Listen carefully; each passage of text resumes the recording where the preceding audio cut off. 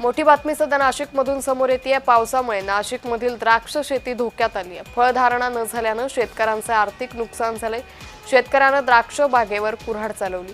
निफाड तालुक्यातील लासलगाव जवळील वेळापूर इथल्या राजेंद्र विठ्ठलराव पालवे या द्राक्ष उत्पादक शेतकऱ्यानं लाखो रुपये खर्च केले. मात्र द्राक्ष बागेमुळे उत्पादन तर दूरच, उलट 30 ते 32 लाख रुपयांचा कर्जाचा डोंगर झालाय. अखेर नैराश्यपोटी टोकाचं पाऊल उचलत त्यानं द्राक्ष बागेवर कुऱ्हाड चालवली. 2 वर्षापूर्वी गारपिटीनं मला जाम केलं होतं. त्यावेळेस मी सुद्धा 8-9 लाख रुपये खर्च केला होता.